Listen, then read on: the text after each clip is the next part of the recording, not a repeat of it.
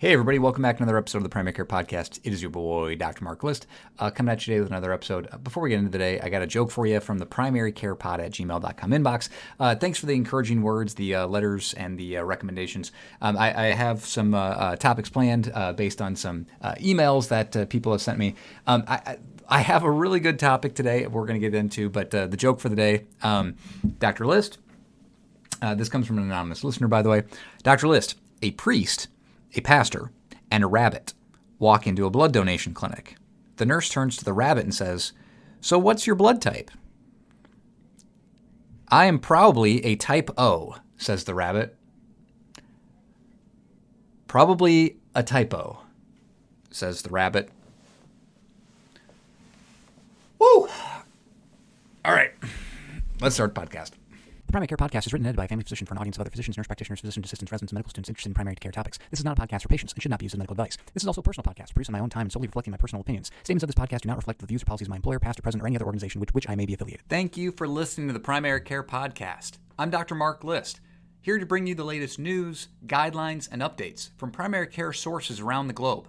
Keeping it under 15 minutes long because you're in a hurry and I'm not that smart. All right. I'm back. Welcome back to the Primary Care Podcast. It's your boy, Dr. Mark List, coming at you today. So today's topic is going to be a fun one, and that is irritable bowel syndrome, functional abdominal pain, disorders of the gut-brain axis. And there's two specific studies that I want to touch on today. Now, disorders of the gut-brain axis, I'm not going to pretend to be a gastroenterologist. I'm not going to pretend to be an expert in this. But there's two recent studies that were very, very interesting to me. And anybody who's practiced for a long time knows that all of the supposed medications, prescription medicines, cost several $100s a month. There are several of them and have some evidence, middling evidence, to recommend their support. I'm actually not going to talk about those today. And why? Because they suck. They suck because they're expensive, they have side effects, and while they help, if you look at the trials, many of them are marginally, they're better, but marginally better than placebo. Which gets back to the point that with disorders of the gut-brain axis, specifically irritable bowel syndrome in adults, functional abdominal pain / irritable bowel syndrome, whatever you want to call it in kids and adolescents, people do well with placebo in like every single study. And so you might ask yourself, well, why don't we just do placebo for disorders of the gut-brain axis? And to your answer, yeah, that's what we're doing. Today's article actually came to me from the family medicine, the AAFP's Family Medicine Smart Brief. This is not an advertisement for them. They're not sponsoring the podcast, but hey, Smart Brief, drop some cash on your boy, and maybe we can talk about some advertising revenue. No, but this is a free newsletter that you can get every day in your inbox. I find it minorly helpful. I think I've brought this up in the podcast before that I brought an article from them. Most of the time I end up skimming it and deleting it instantly. But this is an article from JAMA Pediatrics, January 31st, 2022. So literally 5 days ago, as me recording this podcast episode. And the title is Effective Open Label Placebo on Children and Adolescents with Functional Abdominal Pain or Irritable Bowel Syndrome, a randomized clinical trial. The key is open label placebo. So unlike double-blind placebo, where neither the researchers nor the patients, or in this case, patients and parents, know what the children are getting, in this case, this study is set up to say, okay, you have either functional abdominal pain or irritable bowel syndrome, and they bring in the patients and parents, and they give them a very detailed, and it's actually in the Appendix E that I read through here online, or the E Appendix, sorry, where they actually have a script that they talk to the parents and the patients. And they say, look, basically, to summarize 3 paragraphs, here's what we're going to do. We're going to give you a placebo. Placebos work. We don't know why they work. It does help if you have a positive attitude towards taking the placebo, but you don't have to. You don't even have to believe that in the placebo helping you. What we ask you to do is keep an open mind and basically report your symptoms. So they brought these kids in, and big criticism of the study is that it's only 30 patients, okay? And they brought these kids in, and they split them into 2 groups. And they completed 1 week of observation prior to their randomization, And in this week, they asked them to complete a baseline of what their abdominal pain scores were. And basically the scores were 0 to 100. Okay, so everything's on like a 100-point scale for all future data that we talk about in this trial. Okay, and then one group got 3 weeks of no treatment, basically. Okay, so no treatment, okay, control period, and then 3 weeks of the open label placebo. And what is the open label placebo? Twice a day, they took 1.5 mils of an inert liquid placebo. I don't know why inert was so hard for me to say there. And it was basically like sucrose, okay? Sugar liquid that, you get that liquid that most kids get in, ibuprofen or X, Y, or Z. And they tried to make it seem like, a generic inert liquid, mostly made with sucrose, 85% sucrose. The other group starts with the treatment arm, the open label placebo, and then 3 weeks of nothing. Now, they also gave kids an option for hyoscyamine.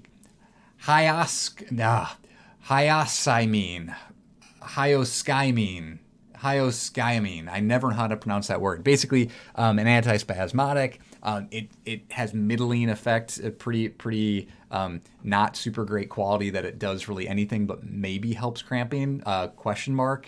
Not very evidence-based. But they gave kids that as a rescue medicine because they thought it would be a little bit ethically questionable to make kids for 7 weeks basically have no treatment. Okay. And so then the primary outcome was, what's your daily pain score on average? And so then they had them, again, that 0 to 100 scale while they were on nothing or while they were on the open label placebo liquid. Okay. And what did it show? Okay. So again, they took 30 people and there was a statistical significance in their pain scores when they were in the open label, right? They had on average 39.9, so roughly 40 was their average score, versus when they were in the control group, which was 45. So a 5% difference, which was statistically significant, okay? They also took half as many of the rescue medicine, the hyoscyamine, I'm not even going to try and pronounce that. You know what I'm talking about. I don't know why I can't say that word. But basically, they took half as many of the rescue pills when they were on the open label placebo. And arguably, the most interesting piece of data from this study was further down in the results section, actually. And that is about 70% of patients, 73%, reported that the open label placebo improved their pain score by more than 30% compared to placebo. And half of the patients reported that the placebo improved their pain score by more than 50%. And this is open label placebo. The kids, the parents, they knew that they were getting placebo. Now, open label placebo has its own issues, right? It's not this perfect trial. Especially in kids and especially with patients, there can be this case because it's not blinded. You are taking something versus you are not. And we know that placebo works. We know that placebo effect is in almost every single drug trial known to man, you get placebo effect because your brain thinks by taking this, I'm going to get some improvement.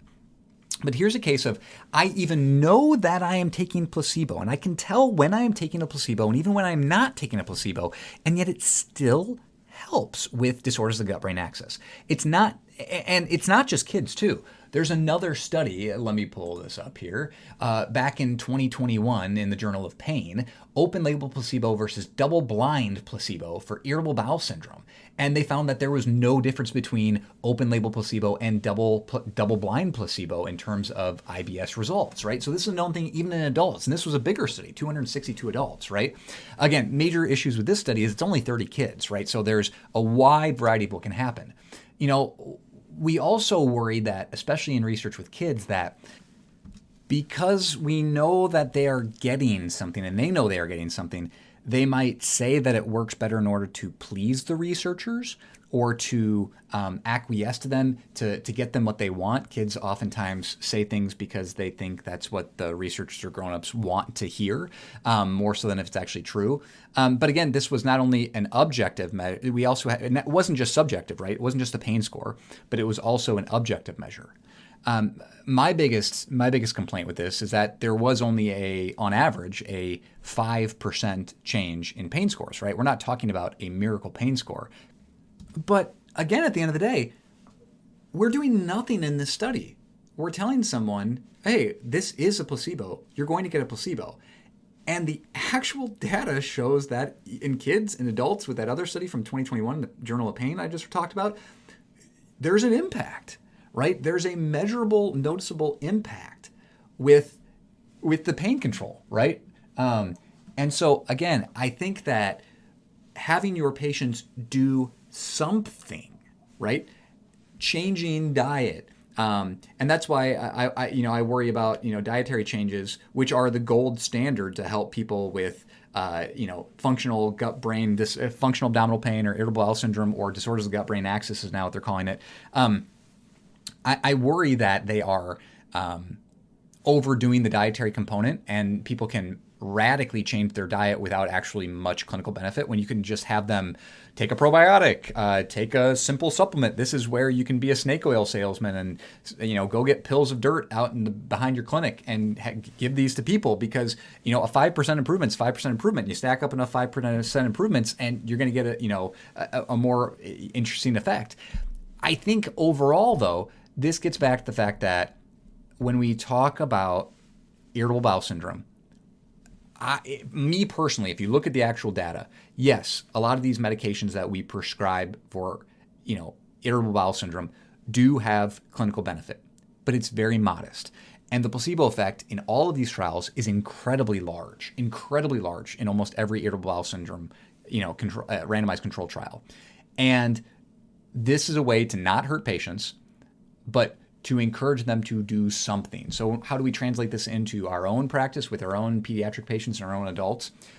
Focus on things that they can change, that they can do to make an impact without harming them, without breaking the bank, without causing side effects, without, jacking up healthcare expenses and copays, and yet things that they can do and modify on their own. Dietary changes, lifestyle changes, psychological improvements. These are all things that have incredible value, shown to have incredible value in irritable bowel syndrome, and again, are very minimally invasive and not harmful to our patients. So again, hopefully today was a good look at some open label placebo, treating irritable bowel syndrome with placebo and seeing an impact. Again, a small impact, but a statistically significant impact in overall pain. Again, the 5% change from one group to the other overall, not that big, but when you actually go into the details and the fact that there was such a bigger jump from that washout period from their baseline to the treatment arms, half of the people said that they got over a 50% improvement in their pain when they were on placebo. Again, pretty remarkable. The overall pain scores aren't that overwhelming or aren't that awesome in each arm, but again, I think that there is some value in there. So again, hopefully this was an interesting study to look at. I'll see you next week. A little bit something different planned for next week. So thanks and see ya. God bless. Have a great week. And a reminder, you don't need to stay up all night to stay up to date. Dr. List signing off.